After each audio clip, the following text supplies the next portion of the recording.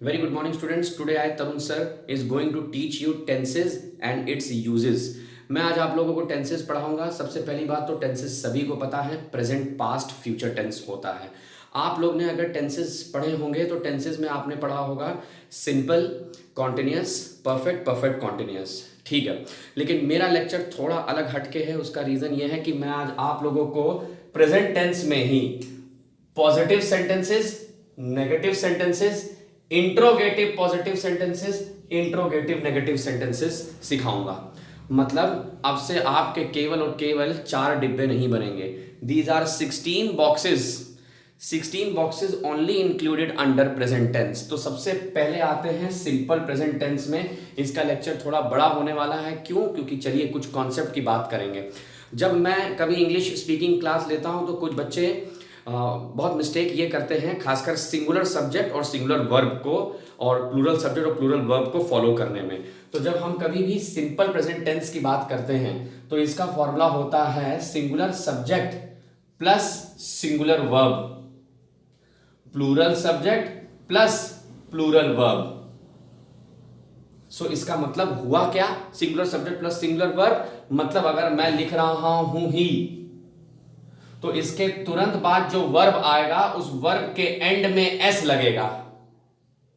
और जब मैं प्लूरल सब्जेक्ट लिख रहा हूं वी, तो जो भी वर्ब आएगा उसके बाद एस कभी नहीं लगेगा। एग्जाम्पल के तौर में कई बच्चे बोलते हैं ही गो, ही प्ले, और ये आपने भी सुना होगा, यही ट्रेंड चल रहा है।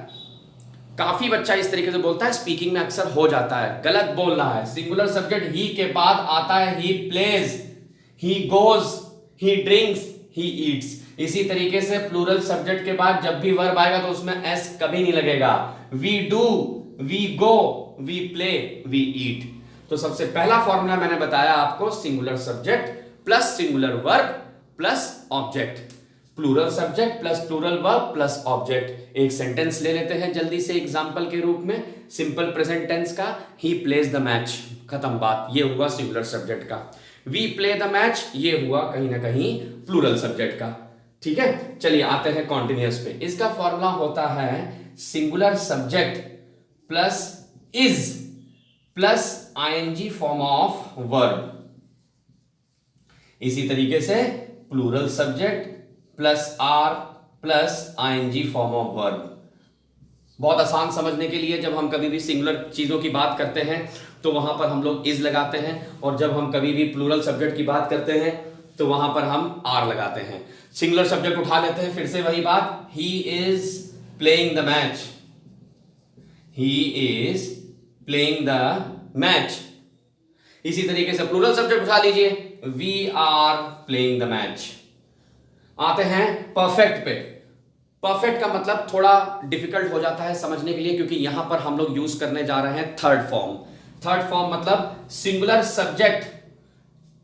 Subject plus has plus third form of verb. अब जरा जानते हैं, ये मैंने थर्ड फॉर्म ऑफ वर्ब लिखा तो इससे पहले टेंसेस पढ़ने से पहले क्या बच्चों को फर्स्ट फॉर्म, सेकेंड फॉर्म और थर्ड फॉर्म आता है कि नहीं? जब भी आप कभी भी टेंसेस का लेक्चर ये देख रहे हैं तो इस टेंसेस के लेक्चर से पहले जरा कोशिश करिए कि फर्स्ट फॉर्म, सेकंड फॉर्म और थर्ड फॉर्म ऑफ वर्ब आपके क्लियर हों। फॉर एग्जांपल, अगर मैंने बाय चांस आपको दे दिया फॉरगेट, अगर मैंने कोई वर्ब दिया फॉरगेट, तो यहां पर जो वर्ब आएगा वो होगा he has forgotten. Third form आपको आना चाहिए यहां पर। इसी तरीके से अगर प्लूरल सब्जेक्ट आप लगाएंगे तो plural subject plus have plus third form of verb. आसान है समझने के लिए, क्योंकि हम लोग को पता है कि सिंगुलर सब्जेक्ट के साथ हमें हैज लगाना है, लेकिन थर्ड फॉर्म लगाने में काफी बच्चे मिस्टेक कर देते हैं। Plural subject plus have plus third form of verb. आते हैं परफेक्ट कॉन्टिन्यूअस पर। Singular subject plus has plus been plus ING form of verb, और ये देखिए फॉर्मूला बड़ा है, plus for slash since.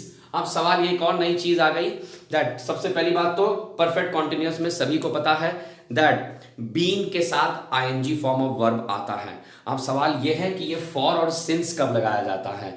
For लगाया जाता है जब आप कभी भी न्यूमेरिक वैल्यू यूज करते हैं उसके बाद एक फिक्स्ड पीरियड ऑफ टाइम के लिए, और सिंस कॉन्टिन्यूस भी, और उसका टाइम पीरियड फिक्स नहीं रहता। फॉर एग्जाम्पल हम लोग जब ये सेंटेंस बनाएंगे तो उसमें हम लोग लिख सकते हैं फॉर 5 वीक्स। अब हमें अंदाजा हो गया फॉर से कि 5 हफ्ते, लेकिन अगर मैं ये लिख दूं सिंस 1995 तो थोड़ा कहीं ना कहीं इनकम्प्लीट सा लगता है। ठीक है, तो सेंटेंस कैसे बनेगा? सिंगुलर सब्जेक्ट मतलब he has been, ING form playing for 3 weeks, sentence बन गया। चलिए सिंस से बनाते हैं, he has been playing since morning. तो ये प्रेजेंट टेंस पॉजिटिव सेंटेंसेस का लेक्चर खत्म हुआ। माय डियर स्टूडेंट्स, ये जो मैं लेक्चर आज आपको बता रहा हूं, कई लोगों ने आपको केवल और केवल पॉजिटिव सेंटेंसेस पढ़ा के छोड़ दिया होगा, समझ रहे हैं? तो ये एक्चुअली में प्रेजेंट टेंस का जो लेक्चर होता है वो इस तरीके से प्रेजेंट होता है। पॉजिटिव सेंटेंसेस आर दो सेंटेंसेस, क्या मैंने किसी भी सेंटेंस में यहां पर नॉट या कैनॉट या डोंट जैसे वर्ड यूज किए? नहीं यूज किए मैंने, तो वो पॉजिटिव सेंटेंसेस होते हैं। नेगेटिव सेंटेंसेस आर दो sentences in which we use words like not, don't, cannot, मतलब ना वाली चीजें हम लोग यूज करने जा रहे हैं। तो बहुत आसान है, चलिए फॉर्मूला बिल्कुल वैसे ही आपको लगाना है, लेकिन आपको उसको नेगेटिव में बदलना है, समझ रहे? ये रहा पॉजिटिव सेंटेंस, यहां आप लिख देंगे he does not play the match। यहां पर आप लिख देंगे he is not playing the match।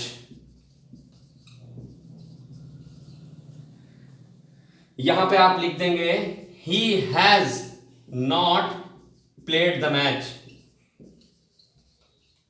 और बिल्कुल इसी तरीके से यहां पर भी आप नॉट लगा के सेंटेंस को लिख देंगे he has not been playing the match। अब कुछ बच्चे मेरे से ये पूछेंगे जरूर दैट सर इसका प्लूरल भी तो बता दीजिए। कोई दिक्कत नहीं, we do not play the match, does हो जाएगा do, इधर हो जाएगा they are not playing the match, is बदल जाएगा are में, हैज को बदलना है, यहां पे लिख देंगे they have not played the match, यहां पर हम लोग लिख देंगे they have not been playing the match. अब सबसे कठिन लेक्चर पे आते हैं, इसको इंट्रोगेटिव में बदलना है हम लोग को। कोई दिक्कत नहीं, केवल और केवल एक कॉन्सेप्ट बता रहा हूं आपको, इसको इंटरचेंज करना है, इनकी पोजीशंस चेंज कर दीजिए। यहां लिख दीजिए does he play the match, बस इसी तरीके से आपको चारों डिब्बे में करना है। सबसे पहली बात तो interrogative sentences are those sentences in which we ask questions. तो ये रहा इंट्रोगेटिव। पॉजिटिव, अभी मैं पॉजिटिव सेंटेंस पढ़ा रहा हूं इंट्रोगेटिव का, तो क्वेश्चंस पूछना है, ये लीजिए क्वेश्चन मार्क, और उसका भी मैंने आपको एक कॉन्सेप्ट बता दिया, आपको केवल ये वर्ड्स इंटरचेंज करने हैं। जैसे ये लिखा है he is not playing the match, ये ले आइए यहां, ही को ले जाइए यहां, is he playing the match. इसी तरीके से लिखा है he has played the match, has को ले जाइए पहले, ही को ले जाइए बाद में, has he played the match. फिर लिखा हुआ है ही हैज बीन प्लेइंग, तो उल्टा कर दीजिए, हैज को फिर ले आइए यहां, has he been playing the match. ये हुआ इंट्रोगेटिव पॉजिटिव सेंटेंसेस। अब आते हैं इंट्रोगेटिव नेगेटिव में, यहां पर आपको फिर से वही यूज करना है, नेगेटिव में बदलना है। तो आपको अगर ये लिखा हुआ does he play the match, तब सवाल आता है does he not play the match.